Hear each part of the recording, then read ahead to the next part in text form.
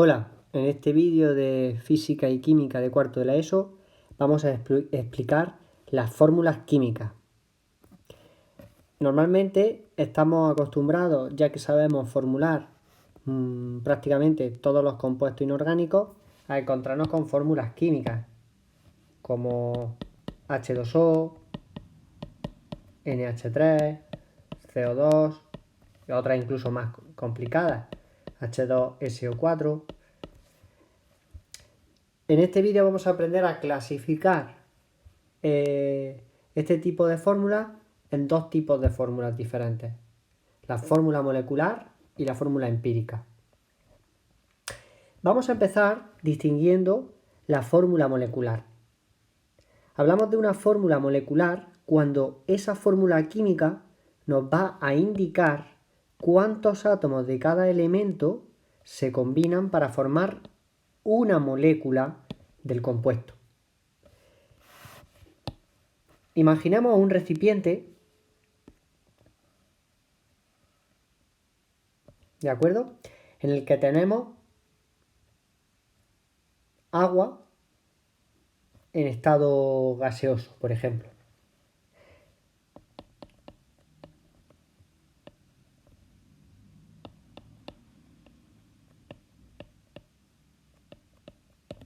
Nosotros sabemos que el agua, el H2O, es una molécula.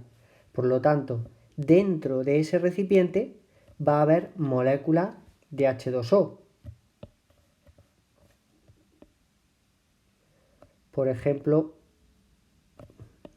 voy a dibujar los hidrógenos de color azul y los oxígenos de color rojo.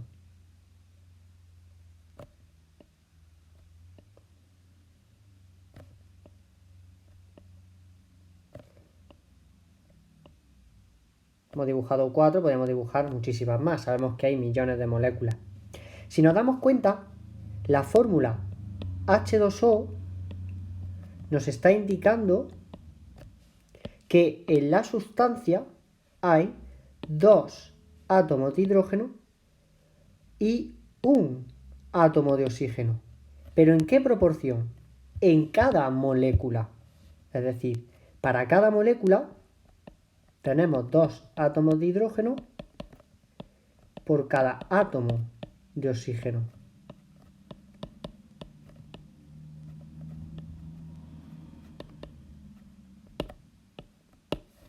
A esto es lo que se refiere la fórmula molecular. Nos va a indicar esos átomos por molécula. ¿Cuántos átomos habría en este recipiente? Pues depende, habría que calcular la cantidad en gramos o en volumen que tenemos de agua en estado gaseoso y a partir de ahí, haciendo unos factores de conversión, descubrir cuántos átomos, por ejemplo, de oxígeno tenemos, cuántos átomos de hidrógeno, cuántas moléculas. Pero la fórmula molecular nos va a dar la información del número de átomos de cada elemento por molécula.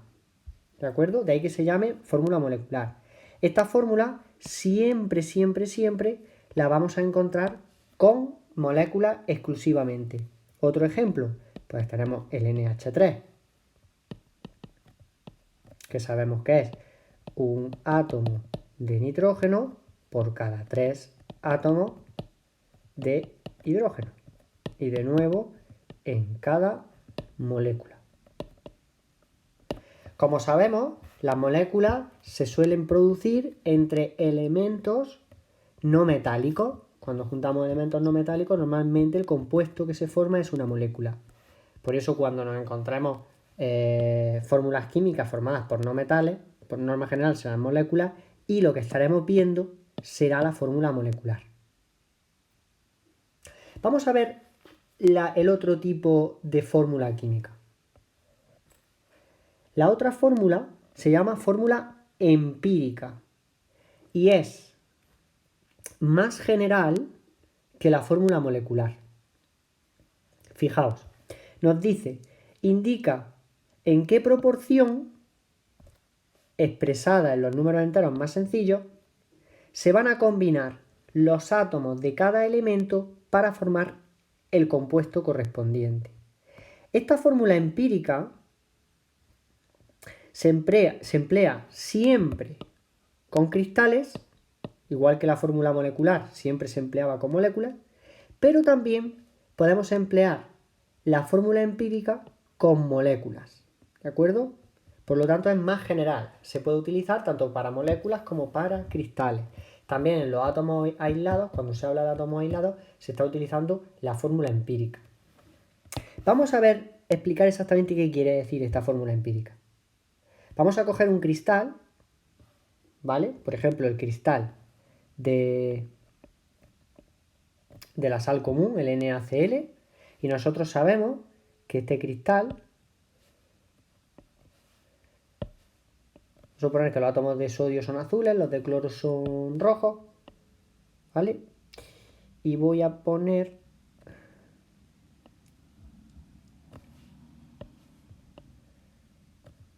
un ejemplo del cristal.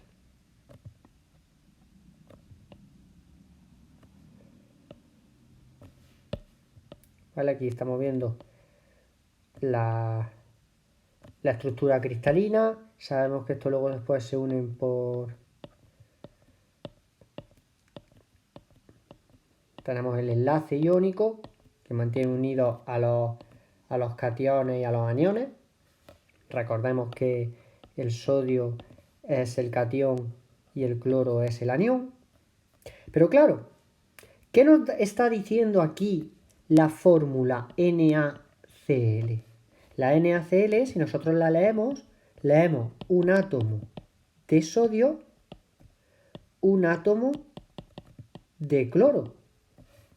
Sin embargo, cuando miramos la red, nosotros no estamos viendo un átomo de sodio y un átomo de cloro, sino que estamos viendo un montón, una infinidad, porque son millones también, de átomos de sodio y de cloro. Entonces, lo que nos está indicando la fórmula empírica es la proporción en la que nosotros podemos ver los elementos sodio y cloro dentro de la red. Si yo hago la proporción, la vemos dibujada, se va a ver muy bien.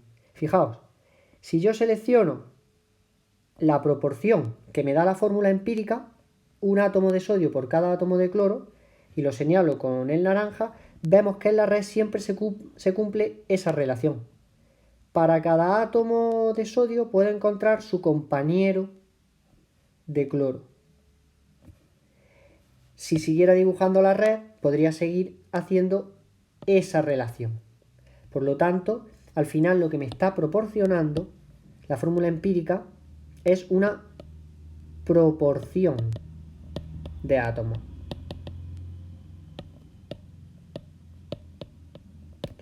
Vamos a ver otro ejemplo. Por ejemplo, podemos coger el fluoruro de litio. O el fluoruro de litio, mejor vamos a coger uno que tenga el fluoruro de magnesio, por ejemplo. El fluoruro de magnesio o difluoruro de magnesio, sabemos que se formula así, y esto también es una fórmula empírica, porque el compuesto es un cristal. Entonces, si nosotros representásemos el cristal, aquí tendríamos un átomo de magnesio por cada 2 átomos de flúor. Evidentemente no conozco la estructura cristalina, ni la tenemos por qué conocer a este nivel, así que yo voy a hacer un dibujo también del cristal sencillo, aunque evidentemente no va a ser acorde a la realidad. Vamos a suponer que el magnesio es azul y que el flúor es rojo. Entonces, por cada átomo de magnesio que aparezca en la red, yo voy a necesitar 2 átomos de flúor.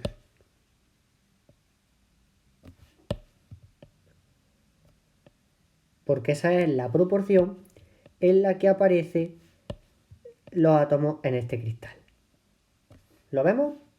Tal y como estoy haciendo el dibujo, lo digo, es un cristal inventado, la estructura es inventada. Pues si yo intento hacer esa proporción en el dibujo, yo estoy viendo que por cada átomo de magnesio puedo seleccionar 2 átomos de flúor. Entonces aquí estamos teniendo otra proporción. ¿Cómo se llamarían las proporciones? ¿Cómo solemos llamar en química a las proporciones de la red que nos proporcionan la fórmula empírica?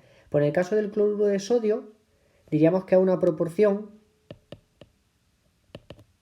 1:1, porque hay un átomo de sodio por cada átomo de cloro. En el caso del fluoruro de magnesio, la proporción tendría que ser 1:2 o 2:1.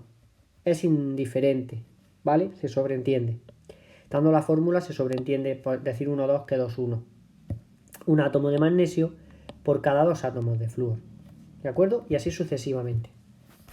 Nos damos cuenta entonces la información distinta que nos proporciona la fórmula molecular, que nos está hablando de la molécula exclusivamente, y la fórmula empírica, que nos da la proporción en la que aparecen las sustancias en el cristal, ¿vale? Bien, vamos a ver ahora, a modo de resumen, un pequeño esquema. Aquí tenemos a la izquierda la fórmula molecular, que al final nos está dando, y esto es muy importante, ese número total de átomos en cada molécula. Aquí tenemos dos ejemplos, con el agua, que ya lo hemos visto, y con el fosfano, pH 3. Pero me gusta llamar la atención en el caso de la fórmula empírica, que como hemos dicho antes, no solamente se utiliza para cristales, sino que también se puede expresar con moléculas. Y ocurre un elemento importante, y es que, aquí está marcado en azul, en moléculas a veces la fórmula empírica y molecular coinciden. En cristales, como podemos ver aquí recuadrado, tenemos la proporción de átomos en toda la red. En el caso de las moléculas, también la fórmula empírica siempre va a proporcionar una proporción de átomos. ¿Pero qué pasa? Que como la estructura de una molécula no es un cristal, sino que es una molécula, la proporción que da la fórmula empírica es una proporción por molécula. Entonces, claro, si yo tengo el caso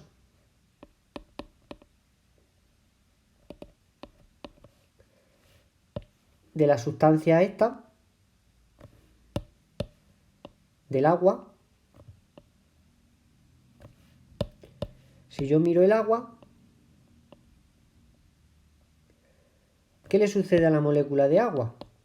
Pues que la molécula de agua tiene como fórmula molecular número de elementos de átomos de cada elemento, pues tenemos H2O. Pero es que la proporción, si pensamos en la fórmula empírica, es decir, la proporción en la que aparecen los distintos elementos en la molécula, también es una proporción 2:1. Por eso la fórmula empírica y la molecular coinciden en el caso del H2O. ¿Un ejemplo en el que no coinciden? Pues por ejemplo, en el caso de esta sustancia, C6H6, que evidentemente nosotros sabemos que esta sustancia, al tener dos subíndices que se pueden simplificar, pues nos quedaría una sustancia CH. ¿Qué pasa? Que si nosotros analizamos la molécula de esta sustancia, ¿vale? Que es una sustancia orgánica que se llama benceno, ocurre que tenemos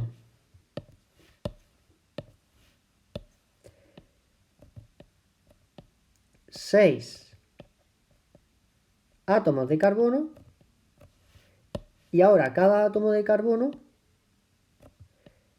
está ligado a un átomo de hidrógeno. Y luego los átomos de carbono entre sí también están ligados. Entonces esto es una molécula en la que si nosotros queremos escribir la fórmula molecular, es decir, el número de átomos de cada elemento que hay por molécula, sería exactamente C6H6, porque hay 6 átomos de carbono por cada 6 átomos de hidrógeno. Sin embargo, la fórmula empírica no es C6H6, porque la fórmula empírica, ¿en qué proporción están? Pues si yo intento hacer el dibujito, veo que la proporción es 1:1, porque por cada átomo de carbono hay un átomo de hidrógeno. De modo que la fórmula empírica sería CH, porque la proporción es 1:1. ¿De acuerdo?